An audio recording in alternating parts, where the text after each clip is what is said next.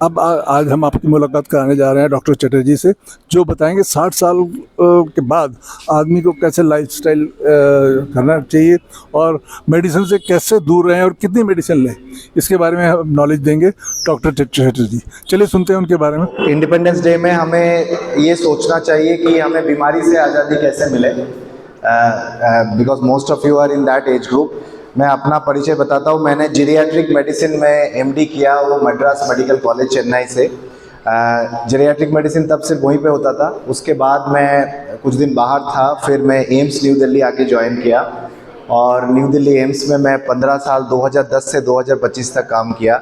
शुरू में as a student, फिर as a faculty, then I was heading national centre for ageing.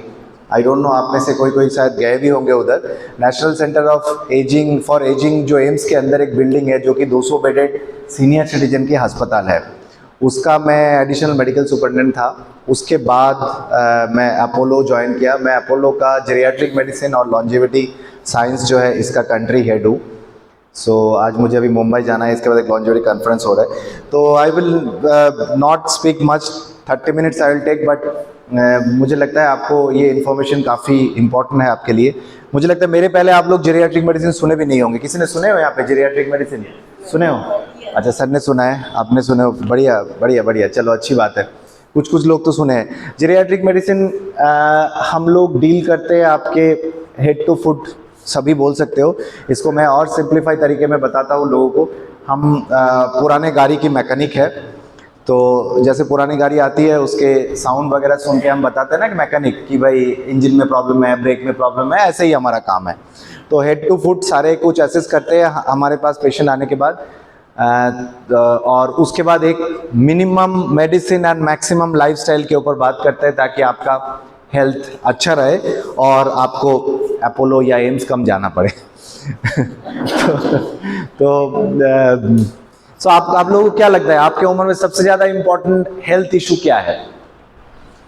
बोलिए। Muscle pain, very good. Muscle pain is very important. और क्या सबसे ज्यादा इंपॉर्टेंट हेल्थ इशू इस उम्र में क्या लगता है आपको 60 के बाद? बताइए।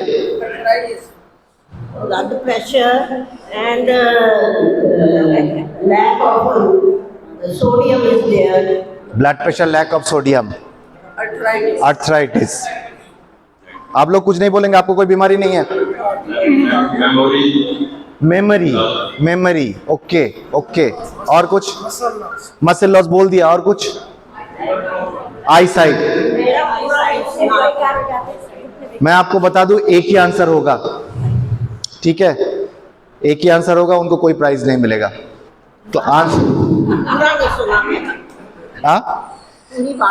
क्वेश्चन ये है कि 60 के बाद सबसे ज्यादा इंपॉर्टेंट हेल्थ इशू क्या है, ये है क्वेश्चन। बिजी रखना तो हेल्थ इशू नहीं है ना, वो तो सोशल इशू है। आप बिजी रखिए। Joint pain, digestion, weakness, diabetes, घुटनों के प्रॉब्लम, डायबिटीज बड़ा भारी लग रहा है। बट मैं आपको बताऊं, ये सर आपका नाम क्या है? जी अच्चू। आपने इंट्रोड्यूस किया ना, तो मैंने इनको बोल के नहीं रखा था, but his answer is best. Memory is most important. सोच के देखिए, diabetes treatable, hypertension treatable, gas problem treatable, osteoarthritis treatable, memory loss advance stage में कुछ नहीं कर सकते हैं। कितना भी पैसे कमाए हो, कितना भी इज्जत कमाए हो, कितना भी भारत रत्न मिला है, अगर मेमोरी नहीं है तो कुछ नहीं है। Memory is not alone remembering things, memory is your identity. जन्म के बाद मम्मी पापा ने बोला तू ये है, उसके बाद से हम उस नाम और आई के पीछे और ईगो के पीछे हम भाग रहे जिंदगी भर, है ना? सो बट डायबिटीज का पल्ला काफी भारी था, इसलिए मैं बोलता हूं मेमोरी को थर्ड डायबिटीज बोलते हैं, टाइप 3 डायबिटीज। टाइप 3 डायबिटीज क्योंकि पाथवे में काफी मेल है। डायबिटिक लोगों को जल्दी मेमोरी लॉस होगी, सो मैं उस पे आपसे बात करूंगा।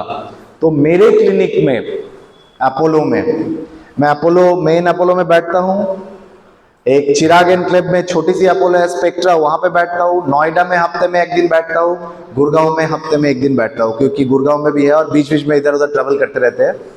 तो पहली बात, आपको प्रेशर हुआ है या शुगर हुआ है, आपका मेमोरी एसेस होना चाहिए।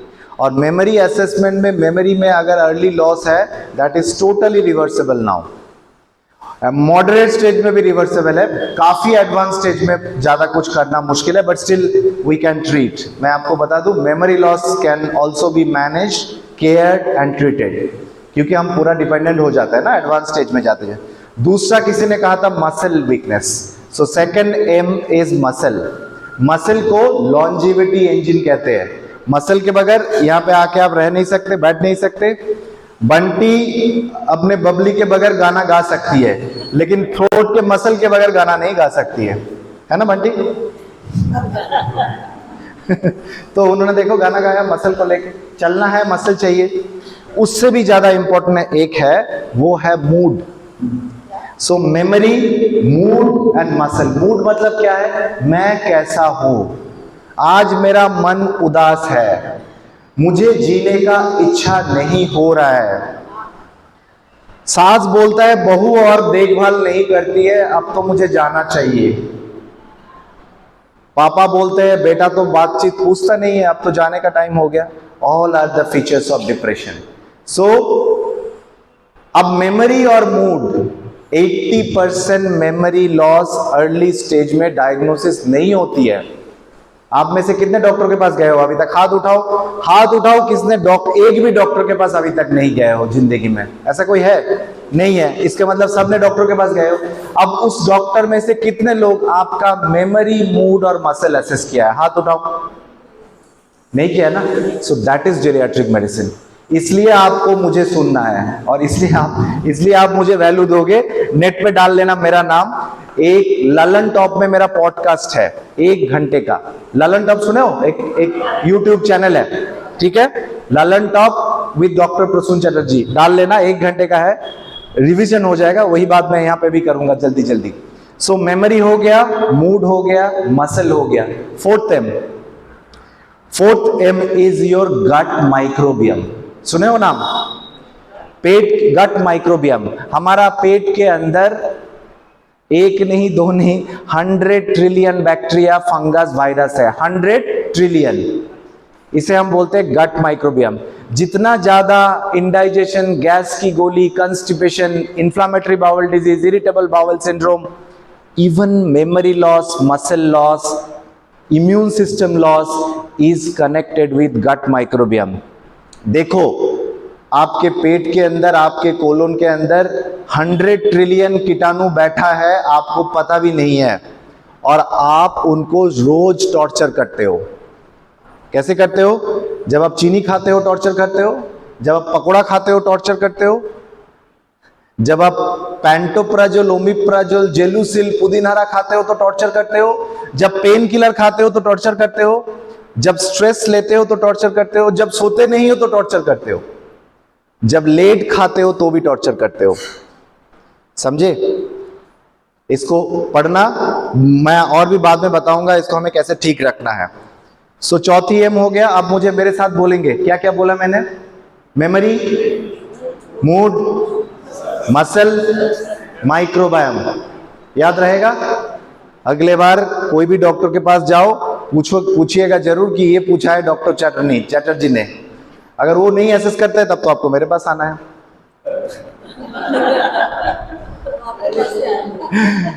फिफ्थ एम क्या है? फिफ्थ एम है आपके उम्र में मेडिकेशन मैनेजमेंट। मतलब मेरा प्राइमरी काम होता है, 4, 5, 6, 7 डॉक्टर को दिखा चुके हैं, फिर मेरे पास आते हैं डॉक्टर साहब। सारे डॉक्टर मेरा मित्र है, with due respect to all doctor. मैं कोई क्रिटिसाइज नहीं कर रहा हूं, बट उनका भी काम वही है। हड्डी के डॉक्टर के काम हड्डी देखना ही है। हड्डी देखा, दवाई लिखा। हार्ट के डॉक्टर हार्ट देखे, दवाई लिखे। किडनी के डॉक्टर किडनी देखे, दवाई लिखे, है ना? एक बार हेडेक हो गया था, आपने न्यूरोलॉजिस्ट के पास भी चला गया, न्यूरोलॉजिस्ट ने भी दवाई दिया। या तो साइकियाट्रिस्ट के पास गया तो साइकियाट्रिस्ट। अब क्या हुआ, 1 गोली, 2 गोली, 4 गोली, 6 गोली, 8 गोली, 10 गोली, 12 गोली, अलग अलग गोली, सबको मिला के आपके पास 12-15 गोली हो गया। आपको पता नहीं है कौन सा गोली खाना है या सब कुछ खाना है, राइट। मेरे पास आओगे, 5 से ऊपर गोली है, मेरा प्राइमरी काम होता है 10-14 गोली को 4-5 गोली करना। यही जेरियाट्रिक मेडिसिन है। क्योंकि मैं एक चीज सबको बोलता हूं जो आप सब लोग मानोगे, अगर मानते हो तो चिल्ला के बोलोगे मानता हूं। जितने लोग दुनिया में आज तक 100 साल तक जिए हैं वो दवाई खा के नहीं जिए हैं, मानते हो? चिल्ला के बोलो मानता हूं। जो 100 साल जिए हैं वो दवाई खा के 100 साल नहीं जिए हैं, वो सप्लीमेंट खा के भी नहीं जिए हैं। वो अच्छा खाए, हेल्दी खाना खाए, खुश रहे, अपना अच्छा किया, दूसरों का भी अच्छा सोचा, या किया चैन की जिंदगी में नींद लिया, खुश रहा और दूसरों को खुश रखा, है ना, और वॉकिंग करते रहा। तो 5 M बता दिया। छठा M किसी ने बोला था, meaning in your life. You have to have a meaning in your life. 80 के प्लस काफी लोग मेरे पास आते हैं और बोलते बेटा पता ही नहीं अगला दिन उठ के मैं क्या करूं। सो मेरा नेक्स्ट किताब उसमें आ रहा है, आई don't know why should I wake up in the morning. सुबह उठ के मुझे क्या करना है ये अगर मुझे पता नहीं है तो उठ के क्या होगा, ये सोच आती है ना। तो that means they don't have any meaning in life. बच्चे को बड़ा किया, कुछ लोग ने पोता पोती को भी बड़ा कर दिया, पोता पोती भी विदेश चला गया, बच्चे तो पहले ही भागा, है ना। तो उनके पास कोई मीनिंग नहीं है। तो आप लोगों को मीनिंग ढूंढना चाहिए। मीनिंग आपको ढूंढना है। सबका अपना अपना मीनिंग हो सकता है। बंटी के लिए गाना गाना मीनिंग हो सकता है, आप लोगों को गाना सुना है, ये उनका मीनिंग है, इसके लिए पूरा साल भर तैयारी करेगी वो।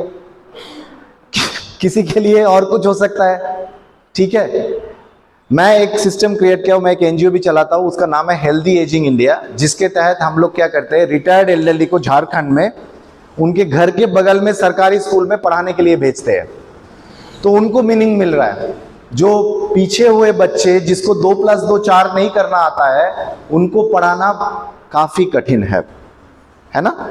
तो आप लोगों को मीनिंग ढूंढना चाहिए। मुझे तो इतना अच्छा स्पेस, काफी आप लोगों को काम इसमें सोचना चाहिए। आसपास के बच्चे पढ़ाओ, कोई गाना सिखाओ, कोई पियानो सिखाओ। एक काम आपका हो रहा है फिजियोथेरेपी, वो तो आपके हेल्थ के लिए हो रहा है शायद, लेकिन आप सोसाइटी के दूसरों के लिए भी सोच के देखिए। बच्चे जिनको आपने बड़े किए वो आपके नाम जप करते करते नहीं काम करेगा, है ना। लेकिन काफी लोगों को रिक्वायरमेंट है। थोड़ा काम हमें ऐसा करना चाहिए जिसमें हमारा कोई नाम या सेल्फ या मनी की मोटिव नहीं है ना। सो मैंने 6 M की बात किया। इसे मैंने नाम रखा है 6 M pillar for longevity and healthy ageing.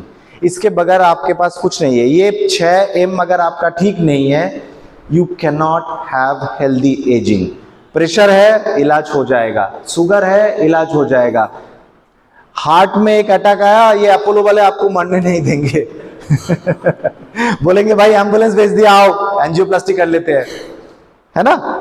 Even initial stages of cancer is reversible. लेकिन आपको कोई हैप्पीनेस नहीं दे सकता, हैप्पीनेस आपका है। मेमोरी कोई आपको नहीं दे सकता, आपको जिंदगी भर उसके लिए काम करना है, मेमोरी बचाने के लिए। मैं बोलूंगा उसके ऊपर। Medicine management is equally important. 5 से ज्यादा मेडिसिन खा रहा है उसे पॉलीफार्मेसी कहते हैं। वो सीनियर सिटीजन में एक बीमारी बोलते हैं, जेरियाट्रिक मेडिसिन में हम उसको बीमारी कहते हैं, ठीक है। अब आती है मेमोरी। मेमोरी को कैसे ठीक रखा जाए, बड़ा सिंपल है। सबसे बड़ी बात है नया चीज सीखने का प्रयास करना है। कितने लोग यहां पे नया चीज सीखते हो? कितने लोग नया चीज सीखते हो? मैडम आप सीखते हो, क्या सीखते हो? नीटिंग। आप madam? Painting. Very good madam. Numerology, astrology. आप लोग कुछ नहीं सीखते हो? म्यूजिक। Very good. आप लोग?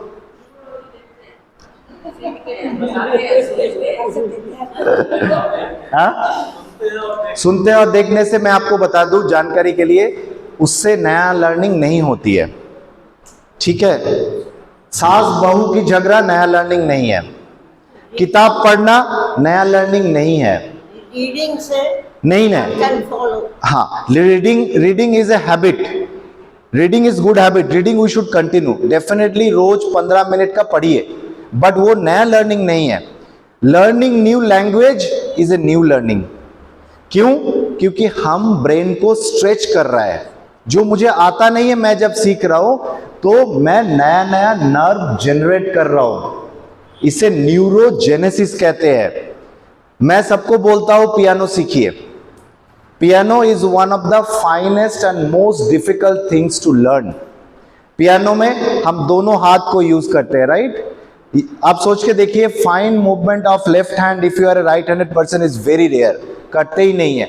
पियानो में आपको रीड पकड़ के दूसरे हाथ में बजाना है, तो वी हैव दोनों फिंगर को यूज कर रहे हैं। दोनों फिंगर को हम जब यूज करते हैं तो हमारा दोनों तरफ के ब्रेन एक साथ स्टिमुलेट होती है और दोनों ब्रेन के बीच में सिंक होती है।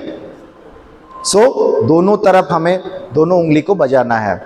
नया चीज हमें सीखना है, नया चीज हमें उसमें होता है जो मैं जानता नहीं हूं।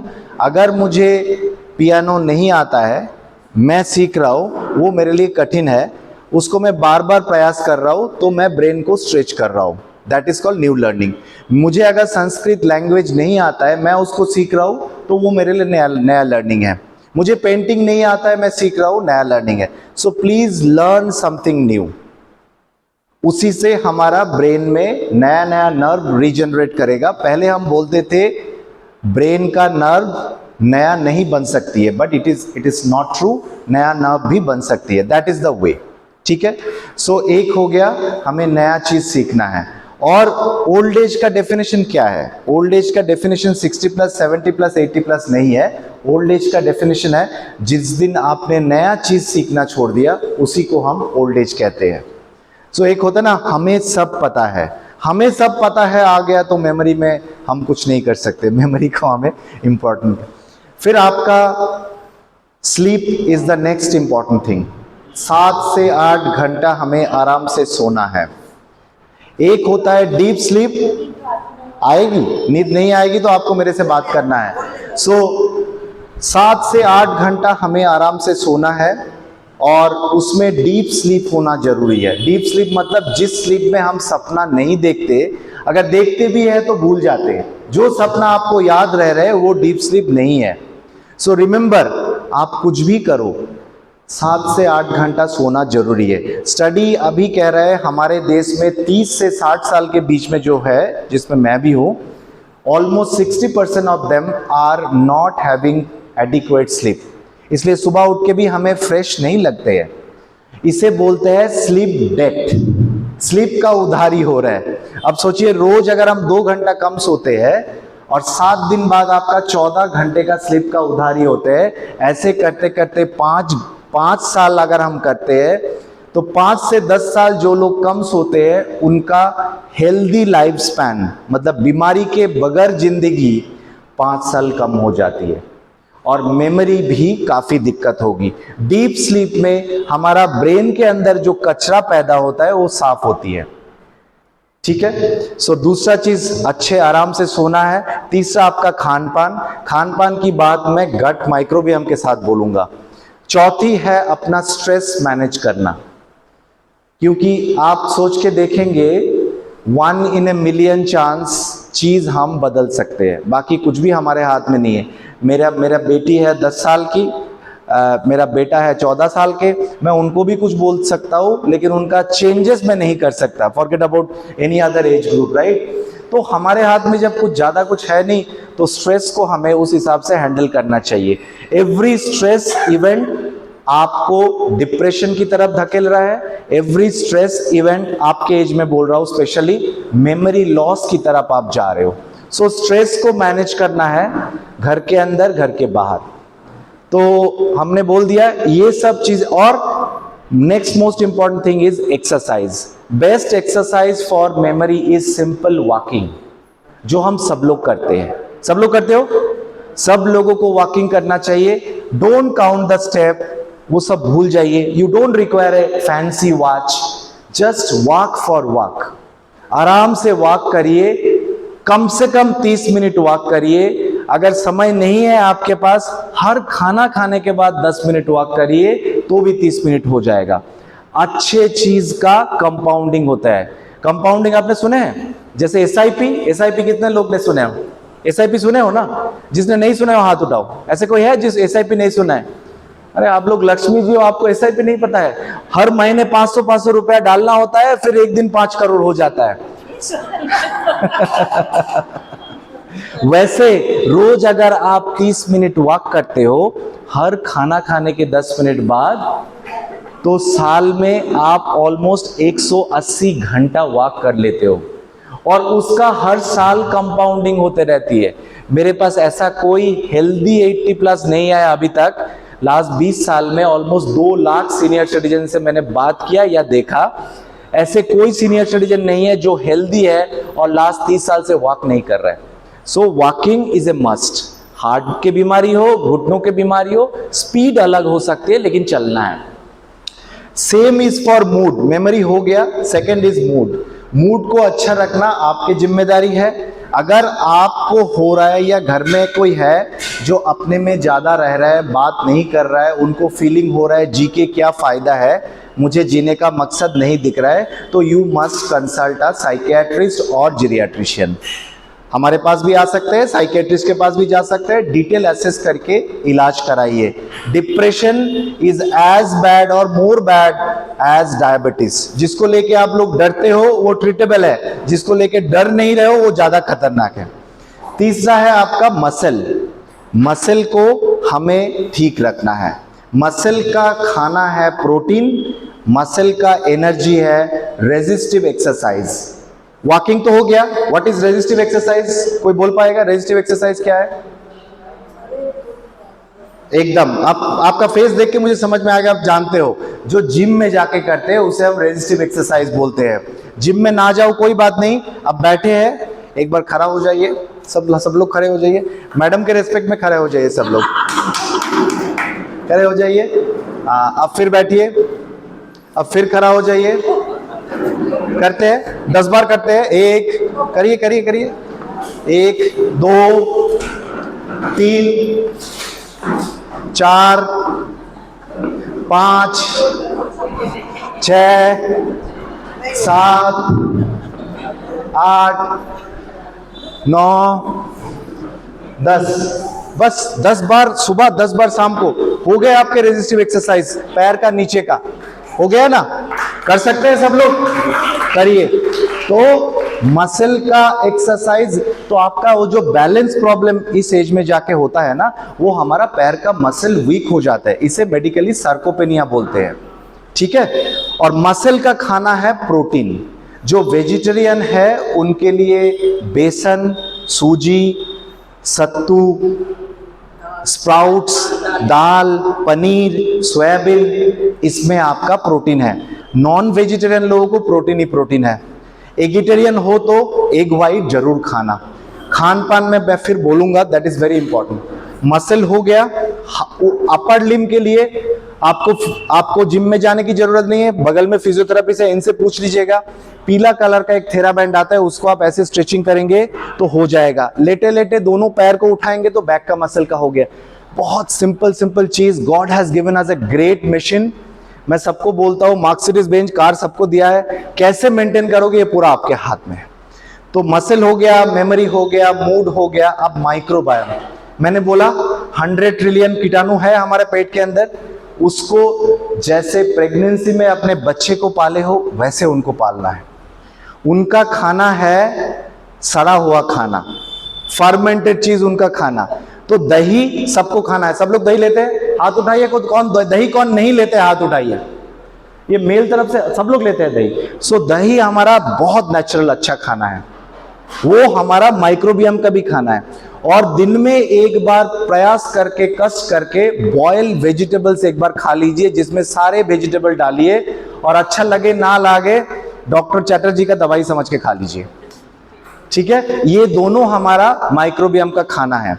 फिर भी मैं एक बार क्विकली खान पान की बात कर लेता हूं। अगर आपका 60 किलो वजन है तो आपको 60 ग्राम प्रोटीन चाहिए, अगर आपको किडनी में दिक्कत नहीं है तो, ठीक है। कितना बोला?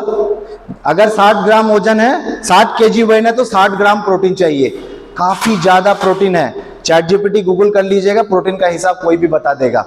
तो मैं क्या करता हूं, मैं आपको बताता हूं। मेरा 80 किलो वेट है, ठीक है। सो ब्रेकफास्ट लेता हूं, जिसमें चीला या चीला का रहना ही है, या तो सत्तू का रोटी होता है, सूजी का प्रिपरेशन होती है, ढोकला होता है, वो भी वही है। Along with that I take 3 egg white, 3 to 4 egg white में लेता हूं, क्योंकि मैं बंगाली हूं, नॉन वेज खाता हूं, ठीक है। ये मेरा ब्रेकफास्ट हो गया। उसके बाद जिनको दूध वाले चाय पीना है, एक बार पी लीजिए, that is not good, but एक बार तो आप पी सकते हैं। 10 से 11 बजे थोड़ा सा फल खा लीजिए, उसमें पपाया, अमरूद, orange, this 3 are very good fruits. बाकी मैं नाम नहीं ले रहा हूं। सारे खराब खाने वाला फ्रूट आपका लॉन्जिविटी जिनको स्टिमुलेट करता है, बेरीज, ड्रैगन फ्रूट, जितना जितना खराब खाने वाला फ्रूट्स है, और जितना मीठा फल है वो आपके लिए उतना अच्छा है नहीं, अनफॉर्चुनेटली। तो sugar is bad for everyone, all of us are pre diabetic. मैं आपको बता दूं, आज नहीं तो कल सबको डायबिटीज होगा अगर हम खान पान सही नहीं करेंगे। तो 10 से 11 हो गया। 1 से 2 बजे मेरे पास तो लंच करने का समय नहीं होता, आपके पास समय है, उसमें आप हल्का लंच करिए।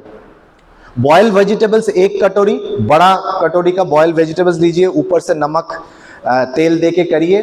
उसके बाद आप 1 कटोरी दही लीजिए और 1 कटोरी दाल। ये this should be your lunch.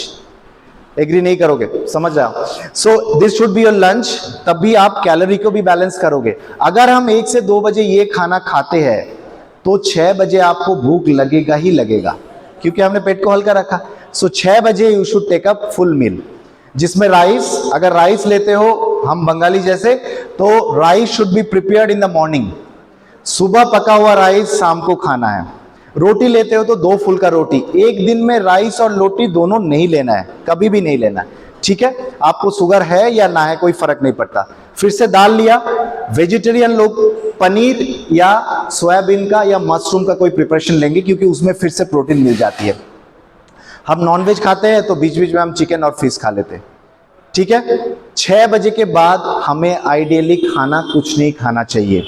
अगर आप 6 बजे से अगला दिन 8 बजे तक आपका पेट को खाली रख रहे हो, तो हमारा जो गट माइक्रोबियम जिसका मैं चर्चा कर रहा हूं, वो लोग नाइट शिफ्ट में काम करते हैं, और आपके पेट के जो फूड पाइप है, फूड पाइप के ऊपर अच्छा म्यूकोजल कोटिंग बनाता है। उससे आपका इम्यून सिस्टम अच्छा होता है, मसल अच्छा होता है, मेमोरी अच्छा होता है। और मैं आपके जानकारी के लिए बताऊं, हैप्पी हार्मोन, नाम सुने हो happy hormone? Serotonin is the happy hormone. 90% happy hormone is released from our gut microbiome, not from brain. इसलिए हम बोलते हैं गट फीलिंग, बोलते हैं ना, हम टेंशन हो तो बाथरूम जाते हैं हम लोग। सो इतना रिश्ता है हमारा, और उसको मारिए मत।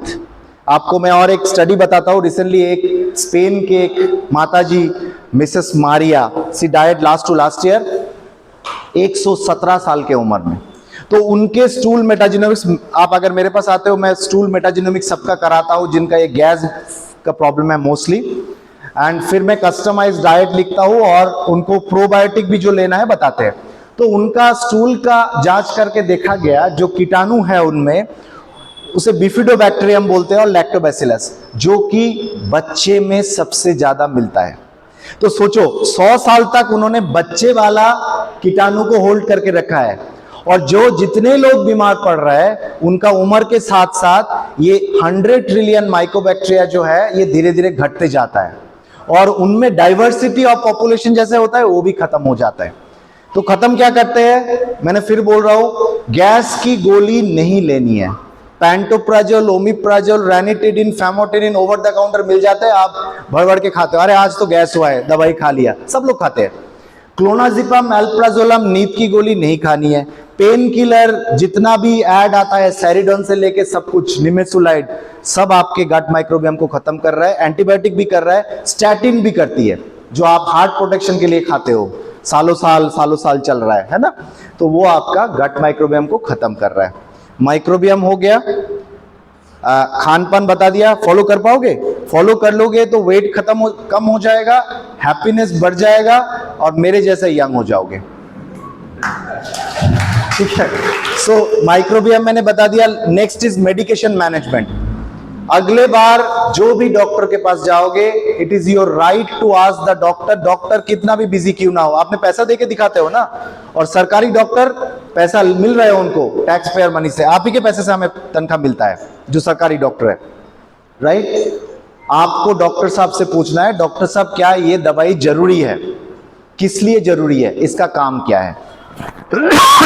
लेकिन उल्टा क्या होता है, आप जाके डॉक्टर साहब को बोलते हो, डॉक्टर साहब ताकत नहीं मिल रहा है, ताकत का गोली दे दो। दुनिया में ताकत का गोली नाम पे कुछ नहीं हो सकता है। I can challenge you, there is no liver tonic in this world, there is no kidney protective drug in this world, there is no ताकत की in this world. Vitamin D की कमी है तो खानी है, कैल्शियम की कमी है तो खानी है, मैग्नीशियम की कमी है तो खानी है, नहीं है तो कुछ खा के कुछ नहीं होगा। सलमान खान रिवाइटल खा के सलमान खान नहीं बना है, ना युवराज सिंह बना है, वो तो रिवाइटल का ऐड देने के बाद उनको कैंसर हो गया था। समझ पा रहे? सो डोंट आस्क डॉक्टर ताकत की गोली, ताकत आपके मन में है, आपके मसल में है, वर्क ऑन दैट।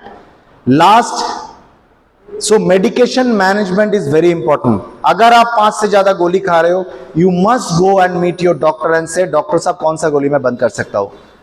वैसा डॉक्टर नहीं मिलता है तो आपको मेरे पास ही आना है, मैं कोई ऐड नहीं कर रहा हूं, आ सकते हो, नहीं भी आ सकते हो। So last is meaning, life में मीनिंग ढूंढिए, खुश रहने के लिए मीनिंग की बहुत जरूरी है, ठीक है? So I think I have summarised everything. आपको कुछ पूछना है पूछ लीजिए। हाँ,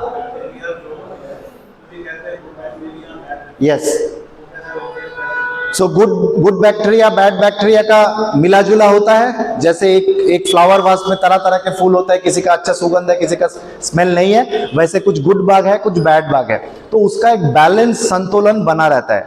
जब तक वो 60-40 है आप सेफ हो, जब वो रिवर्स हो जाता है, जब खराब लोग अंदर ज्यादा हो जाएगा तो आपको दिक्कत बढ़ेगी। तो इसको अभी हम जांच करके देख सकते हैं, इसे बोलते हैं स्टूल मेटाजिनोमिक्स, कि कौन सा बैक्टीरिया कॉलोनी कितना है, और उस हिसाब से आपको प्रोबायोटिक लेना चाहिए, ना कि अंदाजा से बिफिलक ले लो, एंटेरोजर्मिनल ले लो, ऐसा नहीं। Yes ma'am. खाने में ध्यान, आपने कहा दही सबको खानी है, कोई भी बीमारी हो, कोई भी गैस हो, आप ले सकते हो। और एक बार के लिए वो जो बॉइल्ड वेजिटेबल्स जो हजम नहीं होता है, आपको लगता है, वो कोलोन में जाके उनसे short chain fatty acid release होता है और वो हमारा ब्रेन को, मसल को स्ट्रांग बनाता है। Yes sir. एकदम नहीं लेना है आपको, कोई भी पेन हो, best pain killer is paracetamol, Crocin, जो बुखार की गोली है। बुखार की गोली की डोज 500 मिलीग्राम होता है, 1 gram dose is the painkiller dose, और वो भी जितना अवॉइड कर सकते हैं करिए। Most of your joint pain इस उम्र में जाके होता है। Where is the problem? Problem is not your joint, problem is in your muscle. Most of the joint को मसल ने पकड़ के रखा है। ये घुटनों का दिक्कत होता है, आपको स्ट्रेचिंग सिखाया जाता है, पैर के नीचे पिलो रख के स्ट्रेचिंग करो। फिजियोथेरेपी सिखाता है, क्या सिखाता है? मसल को स्ट्रेच करो। रोज सुबह उठ के आप अपना, जैसे ब्रश करना जरूरी है, वैसे मसल का stretching, resistive training, balance training, exercise जरूरी है। मसल को न्यूट्रिशन भी देना है, प्रोटीन देना है। प्रोटीन बाहर से पाउडर नहीं होगा, खान पान में प्रोटीन है, उसको ढूंढिए। Actually same is for your back pain. Back में भी मसल है, जब आप ऐसे झुक के बैठते हो, ऐसे बैठते हो, मसल टॉर्न हो जाता है, मसल में पेन होती है। फिर आपका मसल में बेस्ट एक्सरसाइज आपके उम्र में भी अगर आप कर सकते हो तो दैट इज स्विमिंग, जो कर सकते हैं जहां पॉसिबल है। स्विमिंग मिक्स एरोबिक्स, क्योंकि आप चल रहे हो, रेजिस्टिव, पानी के अगेंस्ट में आप चल रहे हो, रेजिस्टेंस हो गया ऊपर नीचे, यू आर ब्रेथ होल्डिंग पानी के अंदर जाके, that is like yoga, and you are balancing your body, that is called balance training exercise. इसके बगैर घर में बैलेंस ट्रेनिंग एक्सरसाइज हम कर सकते हैं। एक पैर को उठा के कुछ दरवाजा का कुंडी पकड़ के होल्ड करना है। रिमेंबर, गिरना इस उम्र में खतरनाक है। गिरना तो हार्ट अटैक से ज्यादा खतरनाक है। हार्ट अटैक में मरोगे या जियोगे। गिरने से 3 चीज होती है, कूल्हे का हड्डी टूटा तो बच्चे और पड़ोसी आपको ले गया, कितना दिन में रिकवर करोगे कोई गारंटी नहीं है, उससे थ्रोम्बोएम्बोलिज्म काफी कॉम्प्लिकेशन है। Second option is head injury हुआ, बचोगे या मरोगे। थर्ड इज मोस्ट डेंजरस, गिरा, कुछ हुआ नहीं, लेकिन मन में डर बैठ गया, इसे हम फियर ऑफ फॉल बोलते हैं, उसमें आप अपना चलने का गति कम कर दोगे, बाहर कम निकलोगे, then that is a vicious cycle. So exercise is a must. सोने के लिए स्लीप का जो प्रॉब्लम है काफी हद तक हम खुद मैनेज कर सकते हैं। 6 बजे तक खाना खा लो, 7 बजे तक पानी पी लो।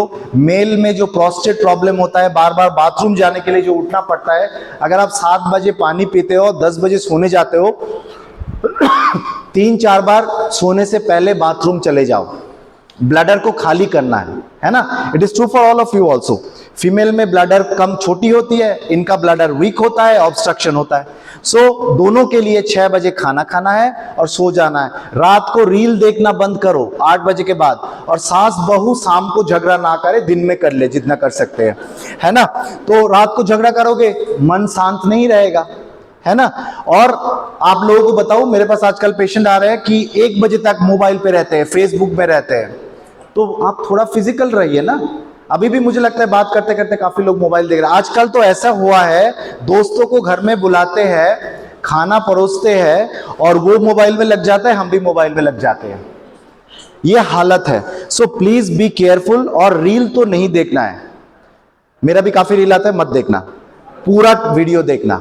मैं रील बनाता हूं, देखता हूं नहीं हूं, ठीक है। सो रील तो नहीं देखना है। It is AI based addiction. आप कुछ भी देखो, अच्छा देखो, बुरा देखो, कुछ भी देखो, आपका ब्रेन का अटेंशन कम होते जा रहा है। सो ये हो गया। शाम को कोशिश ये किया जाए 6 बजे जब सनसेट होता है, उस टाइम में हम थोड़ा वॉक करें स्किन को एक्सपोज करके, उससे मेलाटोनिन रिलीज होती है जो अच्छी है आपके लिए। और बिस्तर में रात को नींद आने के बाद ही जाना है, उससे पहले नहीं जाना है। बिस्तर में खाना, बिस्तर में लेटे लेटे टीवी देखना, तो नींद आपको नहीं आएगी। दोपहर में सोना नहीं है। दोपहर में थोड़ा हल्का नींद आता है, जिसको नैप कहते हैं विदेशी लोग। अब वो नैप था 15 मिनट का, आपने 1.5 घंटे का बना दिया, तो फिर नहीं होगा 2 घंटे का। तो 2 घंटा नैप ले लोगे तो आपका कोटा तो उतना ही है। रात को 6 to 7 आवर्स मिनिमम सोना है। इतना बोलने के बावजूद भी कुछ रह गया तो आके मिल लेना। डॉक्टर चटर्जी जिन्होंने हमें बहुत अच्छी चीज़ें बताई और हमारे सीनियर सिटीजन को काफ़ी नॉलेज मिली इससे। डॉक्टर साहब, एक चीज़ आपसे पूछ रहा था, जैसे नींद के लिए आपने कहा कि 8-9 घंटे सोना जरूरी है। अब सीनियर सिटीजन जब होते हैं, उनकी नींद कम होती जाती है, तो वो कोई मेडिसिन ले लेते हैं, जैसे नींद गोली ले लेते हैं, उससे नींद आ जाए, तो इसके बारे में कुछ क्या कहेंगे? नहीं, सीनियर सिटीजन में अगर वो लाइफस्टाइल ठीक रखे तो उनको नींद घटेगा नहीं। मोस्टली उनका इसलिए होता है क्योंकि वो और जो दवाई ज्यादा ले रहा है या 6 बजे के बाद जो डायरेटिक्स ले रहे हैं, उनको बाथरूम के लिए उठना पड़ता है। हाँ। प्रोस्टेट वाले को उसके लिए उठना पड़ता है। तो इसलिए मैं जैसे बोलता हूँ 6 PM रूल, 6 PM तक आप खाना खा लो, उसके बाद पानी पी लो, और सोने जाने से पहले 3-4 बार खुद बाथरूम करके ब्लैडर को खाली करो। मेन तो ब्लैडर में यूरिन जमती है ना। और दोपहर में सोने से रात को नींद नहीं आएगा। 8 बजे के बाद टीवी देखने से नींद नहीं आएगा। कॉफी पीने से कॉफी डायरेक्टली नींद नहीं आएगा। हाँ, तो ये सब छोटा छोटा चीज, प्लस आपको मोबिलिटी, वॉकिंग करना है। अच्छा। वॉकिंग करने से पसीना जितना छूटेगा उतना आपको नींद आएगी। नहीं, मैंने कईयों से सुना कि डॉक्टर कहते हैं कि रात को आप ज्यादा खाइए अगर आपको नींद नहीं आती। नहीं, वो गलत है, एकदम नहीं। रात को ज्यादा खाना तो पाप है। अरे एक चीज और पूछनी थी डॉक्टर साहब, हाँ। कि जैसे आपने बताया सीनियर को कुछ ना कुछ करते रहना चाहिए, म्यूजिक सुन लें, म्यूजिक सुनने सीखे, सुनना अच्छी बात है, लेकिन हाँ, नया नया चीज करते रहना है, दैट इज वेरी इंपॉर्टेंट। तो डॉक्टर साहब आपको बहुत बहुत धन्यवाद, आप आए। Thank you। तो आने वाली वीडियो में आप फिर मिलेंगे, तब तक कोई डायबिटीज का नमस्कार। मरीज ठीक हुआ।